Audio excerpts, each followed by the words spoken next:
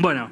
Bueno, vamos a repetir nuevamente de qué viene la nueva charla que ahora vamos a tener. Se llama La revolución de Aigen, los copilotos y el camino hacia la creatividad algorítmica, de Yamila Sarkem. De nuevo lo dije mal. Sarkem. Sí, Sarkem. Y Martín ¿Le podemos preguntar Ciarrillo. a ella cuando pase? Sí, ahora le preguntamos. ¿Cómo es? ¿Cómo es tu apellido? Sarkem, pero lo dijiste perfecto. Ok. Ah, no escuché la R. Lo logré. Vamos.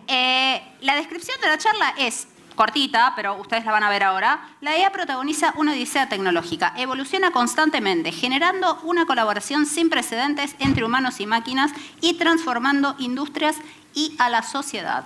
Parece un prompt. Sí, si lo escuchás así, sí. parece un prompt. La verdad que sí. Recuerden dejar en la solapa de preguntas de Swapcar, las preguntas que tengan. No las dejen en el chat general porque las perdemos.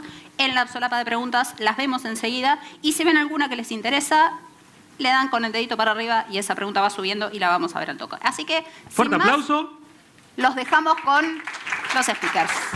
Muchas gracias. Bienvenidos. Hola.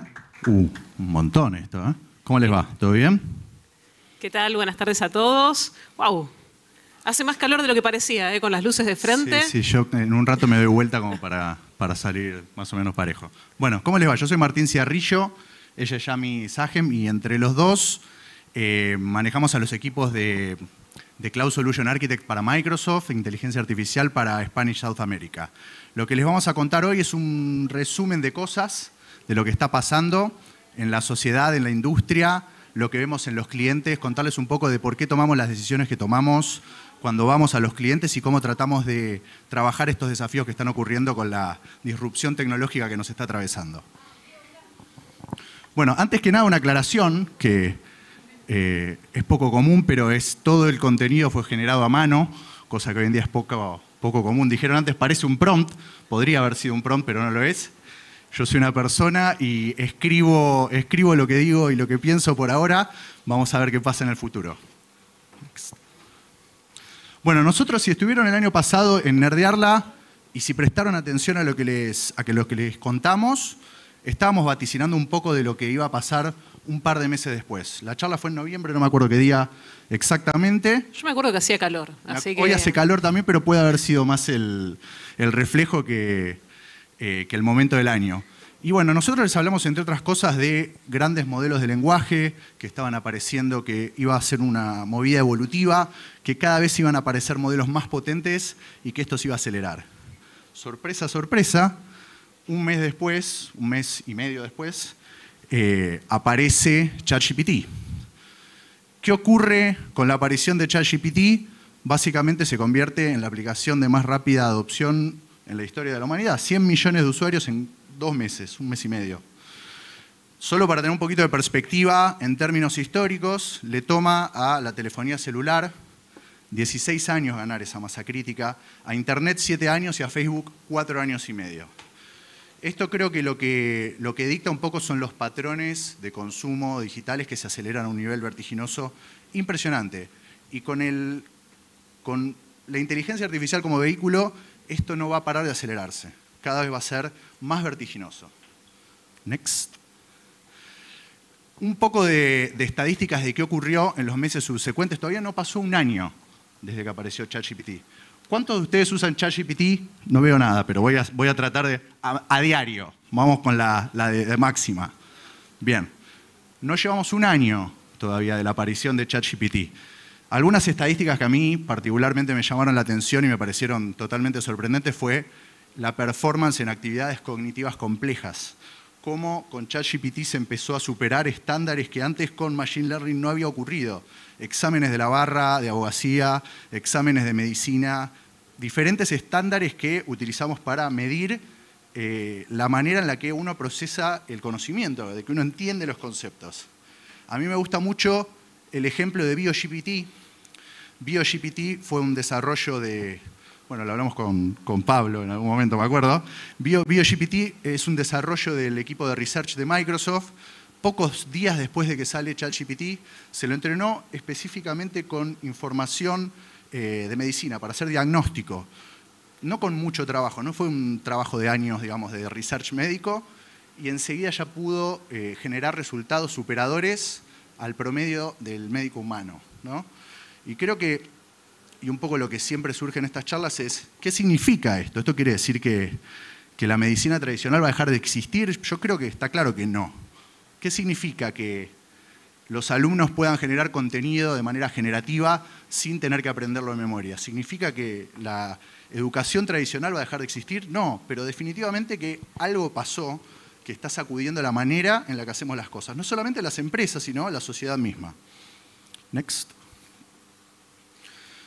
¿Qué es lo que cambió a nivel más técnico, más aterrizado para los que laburen en data?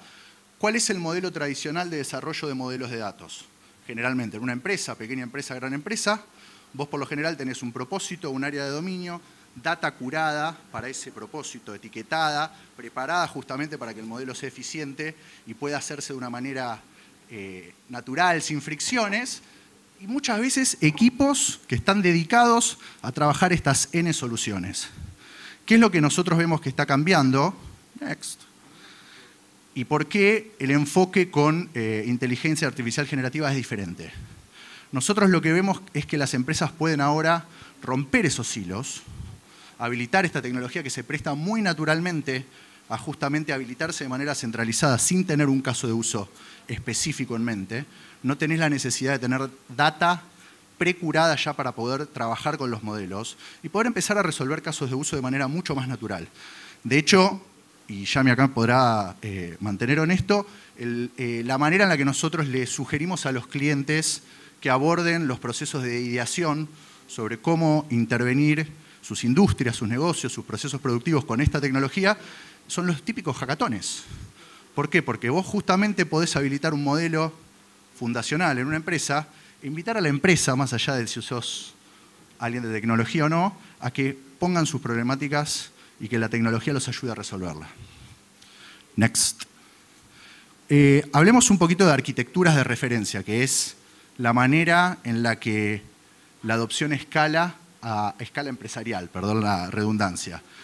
Nosotros estuvimos unos cuantos meses sacudidos, como la mayoría de la industria, trabajamos en Microsoft, pero todos tenemos que surfear la transformación digital y los equipos técnicos en las empresas que también proveen estas soluciones no son la excepción.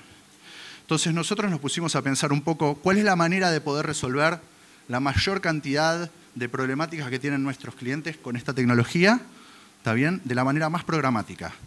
¿Qué manera yo puedo generar una arquitectura que resuelva la mayor cantidad de problemas? ¿No? La famosa ley de Pareto. Y entonces acá es que surgen las arquitecturas de RAG, de Retrieval Augmented Generation. ¿Qué quiere decir esto? Las arquitecturas, y ahora Yami después va a hablar un poco más en detalle al respecto, pero básicamente, en resumen, estas arquitecturas hacen que las empresas puedan generar sus propias instancias de ChatGPT con sus datos, de manera segura, de manera escalable. Si ustedes recuerdan, ustedes navegan en ChatGPT y van a ver que tiene un límite, bueno, ahora justo lo actualizaron para que pueda ser online, pero hasta hace poco tenía un límite, estaba entrenado con un corpus estático, ¿está bien? Y ese corpus tenía una fecha de corte a fin del año 2021. Típica broma era preguntarle cuántas copas ganó Argentina, te contestaba mal, porque la fecha de corte era previa a que ganáramos el Mundial. ¿Qué son las arquitecturas que nosotros proponemos? Arquitecturas en las cuales nosotros podemos utilizar las capacidades, las bondades generativas de los LLM como GPT, 3.5, 4 y otros modelos también, y poder conectar con los datos que ya las empresas tienen generados. Las empresas llevan años, si no décadas, generando datos que no devuelven valor a sus procesos productivos, sus procesos de negocio. No son una ventaja competitiva real. Y creo que ahí está realmente la magia de lo que está pasando con la inteligencia artificial generativa. Estos modelos nos ayudan a convertir datos que ya existían en una ventaja competitiva. Y estas arquitecturas que nosotros planteamos permiten resolver un 90% de los casos de uso que nosotros vimos en las grandes empresas. También en startups, ¿no? O sea, digo, la arquitectura no es diferente en sí. Y si quieren entrar al repo, ahí abajo pusimos el short link, pueden entrar ahora, van a encontrar toda la descripción, está automatizado el deployment para los más geeks o los que tengan ganas de jugar con esto en su empresa. Next. Bueno, ¿quieren saber un poquito más de inteligencia artificial? ¿Quieren que les contemos un poco más? ¿Los estoy durmiendo? ¿Bien? Nos notamos muy callados, eso sí. Es un poco callado, quizás Sí. es... Eso Me es bueno, parece bien, eso es gracias. bueno. Bueno, entonces vamos a contarles un poquito más. ¿Qué te Dale, parece? dale. Y más que nada, para contarles un poco más, nos vamos a meter en los flujos en los cuales corren por detrás de las arquitecturas, pero prometo no meterme en un nivel de detalle técnico que no se entienda, sino por lo menos compartirles a nivel visión cómo todo esto se va construyendo por detrás y puede servir distintos escenarios. No necesariamente tenemos que pensar que una empresa grande puede hacer esto o que una empresa que sea del estilo más startup puede arrancar usando esto. Esto definitivamente está al alcance de todos, ¿no? Y la particularidad cuando pensábamos en la charla de hoy, nos decíamos, nosotros estuvimos hace menos de un año en una sala parecida en este evento hablando de cómo evolucionaban los modelos que se entrenaban, ¿no? Y hoy estamos hablando ya de AI generativa. Parece que nos salteamos un capítulo, parece que en ningún momento cubrimos la parte de los modelos autorregresivos, por ejemplo, ¿no? Pero de alguna manera era la antesala de lo que después aceleró. Y solo para traer a colación, porque hablábamos del título de la vez pasada, que era Perseverancia Digital y cómo la tecnología nos habilitaba a ser justamente mucho más de lo que podíamos visionar y nos ayudaba a direccionar nuestros desafíos que eran perseverantes en el tiempo, esto viene a cubrir una parte. Todo lo que hoy se habla es inteligencia artificial generativa, pero inteligencia artificial generativa no es todo el stack de lo que podemos utilizar. Y eso es un poco lo que voy a buscar contarles. Cuando nosotros hablamos de inteligencia artificial, arrancábamos tiempo atrás de lo que era la analítica avanzada. ¿Se acuerdan que decíamos tenemos que dejar de ver la historia de los datos y tenemos que movernos hacia adelante con modelos predictivos y hacer prescripciones? Luego seguimos con, por supuesto, todo lo que fue el uso de los modelos de aprendizaje automático, deep learning para procesos más complejos. Bueno, la inteligencia artificial generativa es como una cajita muy, muy chiquita dentro de todo lo que se ofrece. Pero ¿para qué está pensada? Está pensada para usar los modelos que nos compartía Martín. Ahora, ¿cómo? El cómo es lo que vemos en pantalla. Yo sé que puede lucir con flechas y puede lucir un poco raro, pero básicamente la interacción de los modelos es lenguaje natural. Yo le hago una pregunta en lenguaje natural, va a buscar aquello que haya indexado. ¿Qué significa que haya indexado? Yo le dije, vos podés responder sobre esto, ¿no? Martín contaba el ejemplo de ChatGPT, que tenía un momento de indexación y que conocía todo lo que estaba en Internet a ese momento. Bueno, lo que nosotros estamos viendo no es ChatGPT, sino cómo usar inteligencia artificial generativa para nuestros propios escenarios, donde los datos sean de ustedes y no salgan del entorno de ustedes, ¿no? Con esos datos indexados, con esos archivos, documentos y demás, hace la consulta, va a buscar esa respuesta, ¿sí? La añade a lo que es, digamos, lo que nosotros siempre decimos el prompt, o donde se va más o menos a definir contexto, y ahora les cuento un poquito más qué podemos hacer en esa instancia, vuelve al modelo que se consultó y lo entrega vía el llamado del API. Es muy sencillo, ¿sí? Básicamente recibe, va a buscar a donde se indexó, trae la respuesta y la devuelve por la misma vía, ¿no? Y eso es lo que nos da también rapidez y agilidad para pensar en este tipo de modelos y en el tipo de arquitecturas que mostraba Martín. Pero ¿en dónde es que tenemos el mayor tiempo de todo esto? Si hablamos de que tenemos modelos que ya están entrenados y que yo puedo obtener esa respuesta rápido, el 90% del tiempo lo vamos a invertir justamente en lo que se trata en la capa del prompt. Es ahí donde yo le voy a definir contexto. Inteligencia artificial generativa tiene casos de aplicación en lenguaje natural.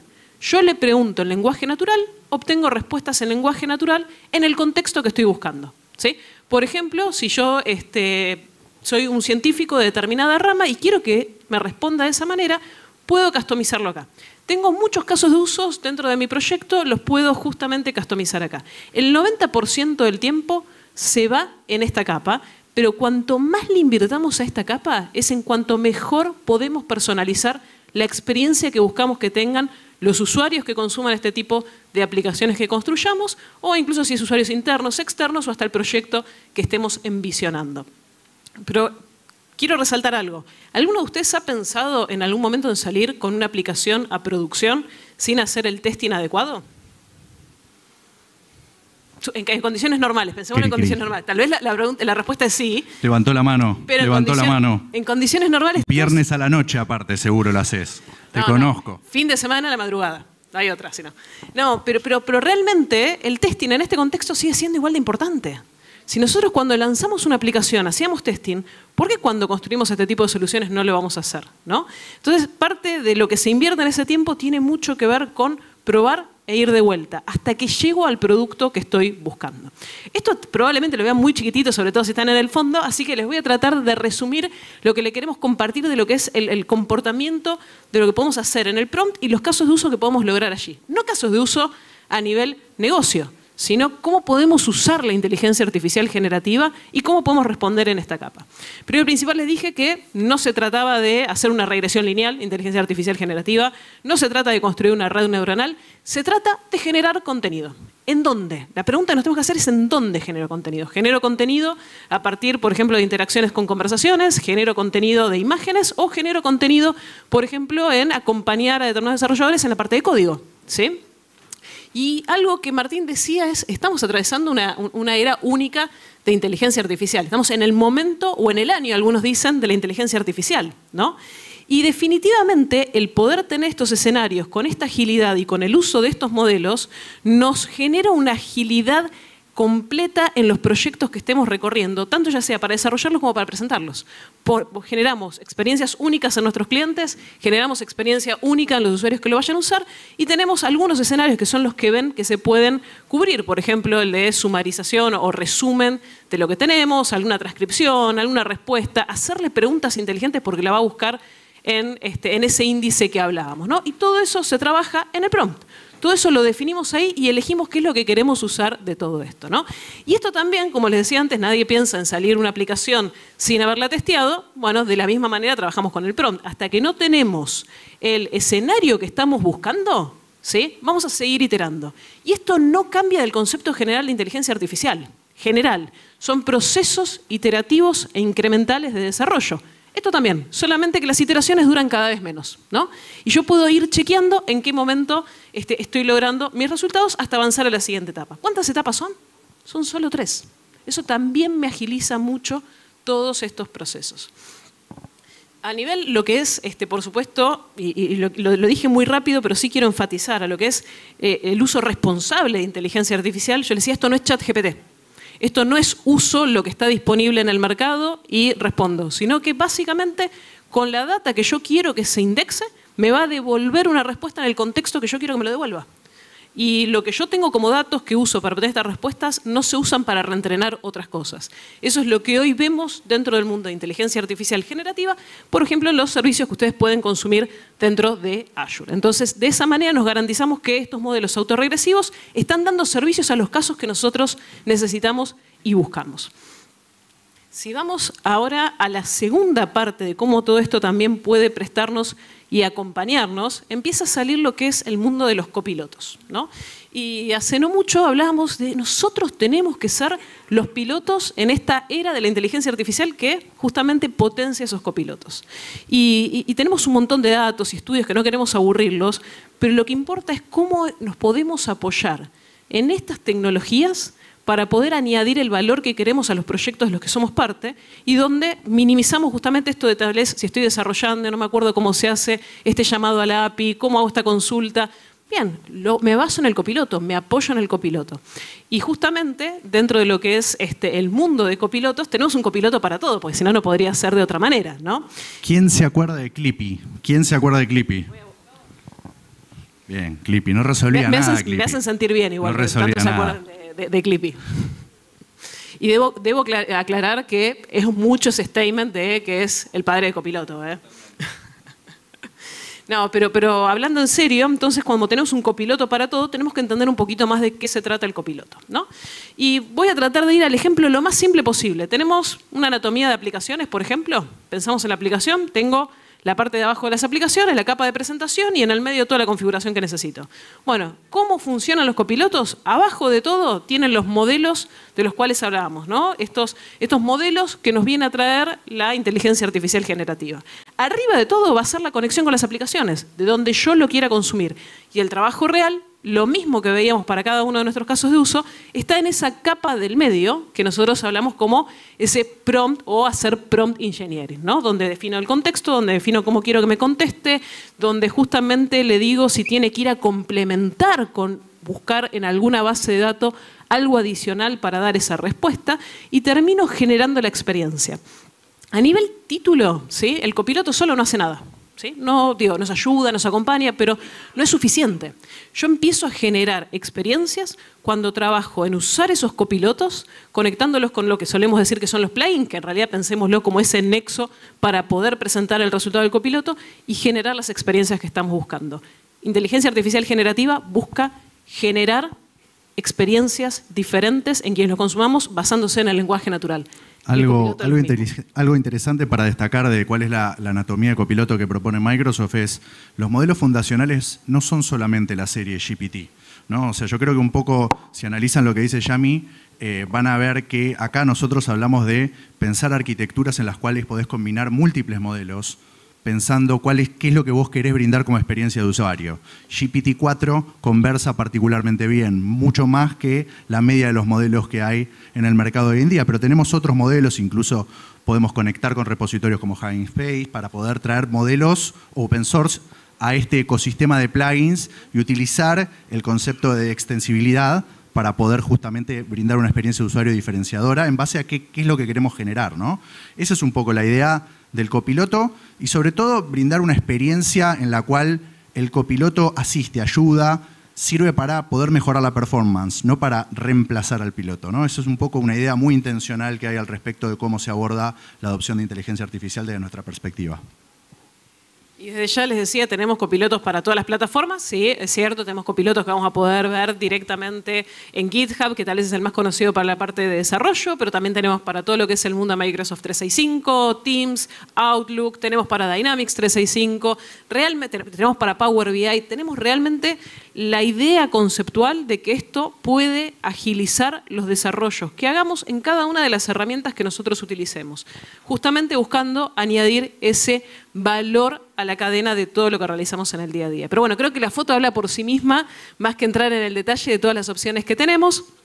Y trajimos algunas capturas. Esto tiene muchas animaciones, no me gusta estar haciendo tanto clic, pero básicamente... Algunos ejemplos de GPT-4 que está integrado en Bing para poder utilizar las búsquedas multimodales, utilizando imagen, utilizando audio, utilizando texto, utilizando generación de imágenes. Desde la generación de mails, ayudarnos en fórmulas en Excel, compartir o pedirle algo vía chat, en las conversaciones ayudándonos también a entender, por ejemplo, cómo se comportó una reunión y qué insights podemos obtener.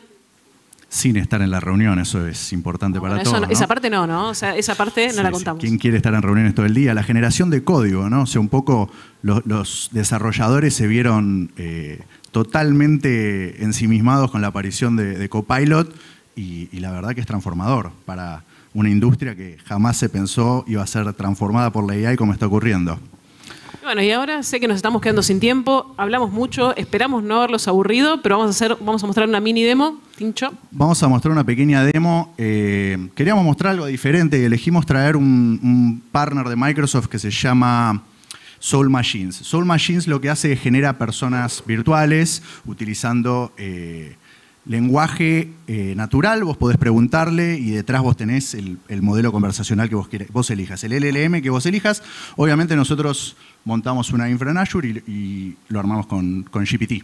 Y bueno, acá yo preparé esto para otro evento, así que ignoren la mención del título. Una demo del uso de GPT-4 utilizando Soul Machines, que es uno de nuestros partners de personas digitales, de personas virtuales que se integran con estos LLMs. Le vamos a hacer algunas preguntas para que vean un poco cómo funciona.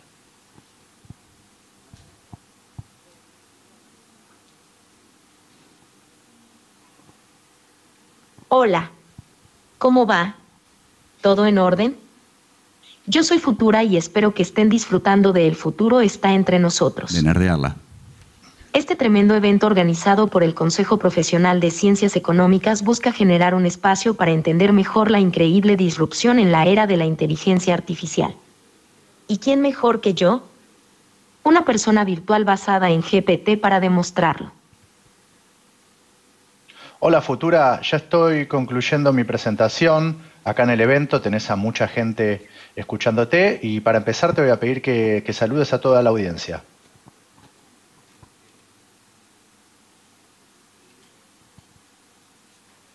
Hola a todos.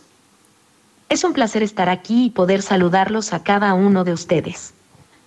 Gracias por estar presentes en este evento. Espero que disfruten de la experiencia.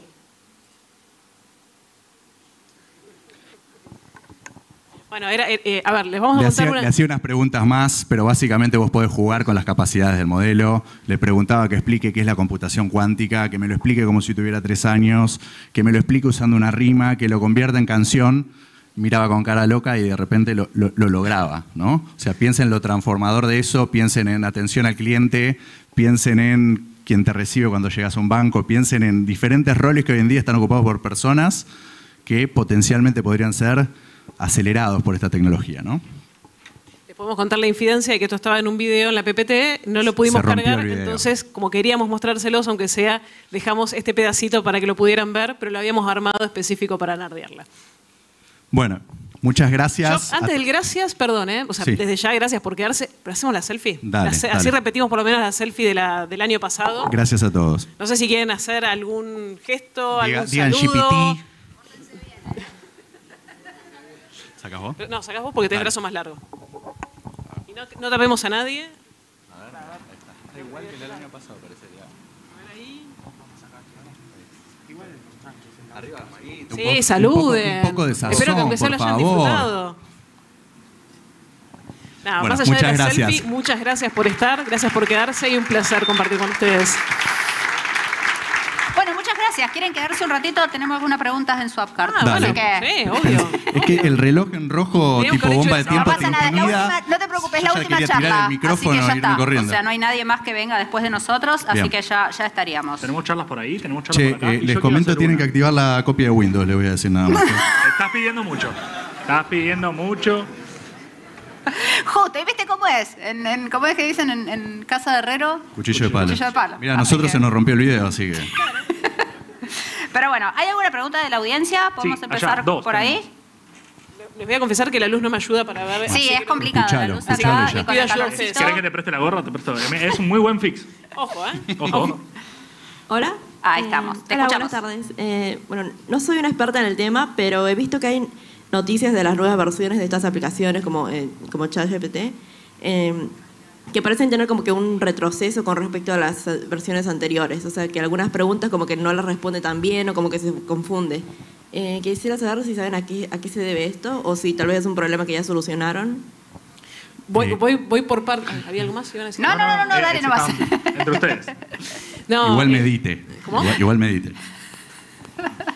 No, a ver, primero hace una pequeña diferencia, ¿no? ChatGPT es un producto cerrado, con lo cual tiene salidas a producción en la medida que ellos la definan, con una capacidad de indexación y probablemente, como les decía antes, cada aplicación tiene que tener su iteración y su incremento a lo largo de estos desarrollos. Si lo pensáramos en desarrollos que hacemos cada uno de nosotros en el contexto en el que trabajamos o en el que buscamos, definitivamente seríamos los responsables de poder hacer esa indexación, mantenerla en el tiempo y que siga entregando esos resultados, ¿no? Entonces, cuando veíamos, por ejemplo, esa arquitectura muy resumida, o tal vez no tan resumida porque tiene bastante detalle, pero cuando veíamos eso, lo que nosotros podemos identificar ahí es, yo entreno con esta cantidad de documentos, estos documentos tal vez van cambiando a lo largo del tiempo y luego tengo que reentrenar, y en la medida que yo le invierta el tiempo adecuado al prompting, va a poder dar contexto y responder de la manera adecuada contra eso que indexé. Pero si, por ejemplo, yo le pregunto algo que no lo indexé, tal vez la respuesta más natural es que le diga, si no tenés certeza de que vas a responder, poné, lo siento, no puedo ayudarte, por ejemplo. Y eso es algo que nos queda a nosotros de la perspectiva de desarrollo, a cada uno de nosotros que pensemos en un escenario, en un caso de uso de aplicación y en el uso de esta tecnología. Con lo cual, pensalo como cualquier aplicación en desarrollo. No sé si querés agregar algo. No. Yo leí sobre el caso puntual y otra distinción que haría también es las salidas a producción que tiene OpenAI para los productos de consumo masivo no son equivalentes a las que nosotros utilizamos, por ejemplo, en Azure OpenAI para todo lo que tiene que ver con el versionado de los modelos de GPT. Eso quiere decir, si vos buscás escala empresarial, necesitas un nivel de estabilización que no lo vas a poder tener cuando buscas innovación como hace OpenAI en su recorrido de salir a producción mucho más rápido. Entonces, creo que también viene por ahí el tema de quizás algunos resultados erráticos en GPT-4, creo que había leído, que había empeorado la capacidad cognitiva específicamente en preguntas relacionadas con matemática, ¿era? Si mal no recuerdo, pero tiene que ver con eso, ¿no? O sea, con quizás una velocidad de poner en producción cosas que a veces hace que ocurra eso, que por el afán de salir con un new feature, perdés quizás cosas que habías ganado. Pero se va a estabilizar de a poco. Bueno, voy a mechar con una pregunta de Swapcard, así que no sé si había otra pregunta, por ahí le podemos Hay ir como alcanzando 4 o el 5 micrófono. preguntas. Buenísimo, yo hago la pregunta de Swapcard y después dejamos que las haga la del público. Acá pregunta José, ¿qué consejo le darían a una persona que quiera aprender a programar hoy apalancado por la IA? Que uses el copiloto, ¿no? O sea, creo que me hubiese encantado cuando yo estaba en la facu poder tener un copiloto. Señalate así la remera. Señalate la remera. En lugar de tener que preguntar, el otro día hablaba con el decano de una facultad que digo, ¿cómo esto tiene que empezar a permear en el sistema educativo tradicional orgánicamente, ¿no? Digo, no se puede seguir enseñando programación de la misma manera que se enseñaba antes. Digo, ¿por qué no? Porque es diferente. Probá el copiloto, conectate con el copiloto, hacele preguntas de cómo se hace algo en un lenguaje, pedile que te lo diga lo mismo en otro lenguaje, que te dé un ejemplo, que te lo muestre, que te dé el código, correlo. Creo que no hay mejor manera hoy en día de aprender que esa. Yo te agregaría un paréntesis igual, ¿eh? Y acá me va a salir la profe de adentro, no lo voy a poder evitar. Yo soy profe de la primera materia de programación en la facu. Hay algo que no se va a poder reemplazar, que es cómo nosotros interpretamos la lógica para resolver los problemas que tenemos. Eso siempre va a estar de nuestro lado. Ahora, si lo escribo en C++, si lo escribo en C# o si lo escribo en Java, ahí me puedo apoyar en el copiloto. Pero definitivamente lo que es la lógica de programación siempre va a depender de nosotros entender qué problema tenemos delante y cómo resolvemos ese problema. Con lo cual, el copiloto te ayuda, pero te ayuda a nivel lenguaje, ¿no? Pseudocódigo. Cerramos en pseudocódigo. Muy bien. ¿Y la última pregunta ahí del público? ¿Tenés micrófono ya? Sí. Perdón, no te veo. Lo pueden abordar después a la salida, si no, chiquis. Sí, obvio, yo lo agarro a la salida. Muy buena charla, me encantó. Yo tengo una pregunta. Yo justo de golpe, como las Large Language Models se pusieron como súper de moda y hay infinita documentación, infinito todo en todos lados.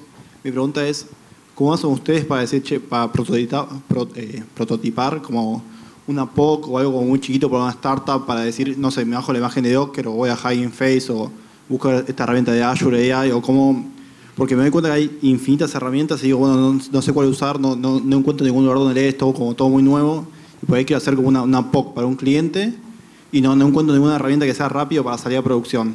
O ni siquiera para salir a producción, para mostrar que funciona o como decís vos, tipo, entrenarlo con el corpus que tengo dentro de la empresa. Bueno, creo que se entendió, pero muchas gracias. Mira, hay puntualmente para todo lo que son los modelos de OpenAI tenés el playground de OpenAI, que es un buen espacio para entender cómo funcionan los modelos, jugar con las variables y entender bastante cómo es en un espacio no empresarial. Y bueno, del lado de Azure también, ¿no? Tenés toda nuestra suite en el estudio de AI, vos podés jugar con los diferentes componentes y probar sin salir a producción. Voy a hacer una pregunta. En Azure, ¿tenés como un free tier para usar estos servicios o sí son pagos? Depende de quién lo haga. Okay. Tenemos flexibilidad para estudiantes, tenés flexibilidad para startups, las empresas generalmente pagan, pero digo, es normal, ¿no? Bien, no, seguro. ¿Yami? No, yo iba al punto anterior, que vos decías, ¿cómo sabés con qué modelo? Definitivamente todo lo que está de material habla mucho de en qué caso de uso aplica y en cuál no. Yo les recomendaría, así como tip, entender bien cuál es la diferencia entre los casos de uso. Al final del día, OpenAI o AI generativa básicamente va a cubrir 3 grandes escenarios. Y solo 3, digo. En el medio tiene un montón de ramificaciones. Pero si nosotros entendemos que lo que queremos es construir conversación, búsquedas indexadas o búsquedas inteligentes y demás, nos vamos a apoyar mucho en todas las capacidades de esa conversación. Un GPT suena muy natural, pero hay otros tantos que nos pueden acompañar en ese pilar. Todo lo que tiene que ver con imágenes pasa lo mismo. Tiene también sus distintos modelos que nos van dando beneficios, pero no te mueves de ahí, no te vas a saltar al otro tal vez para esa generación de imágenes. Y por supuesto lo mismo en cuanto al código, tal vez lo de código es más fácil de ver que los otros, pero yo trataría como de suscribir el campo de acción a los 3 pilares, barrer esa documentación e identificar cuál es el que mejor aplica para esa prueba de concepto que quiero hacer. Bueno, les agradecemos muchísimo haber participado en Nerdearla. Le vamos a dar un gran aplauso porque la verdad que la charla... Gracias a ustedes por la invitación.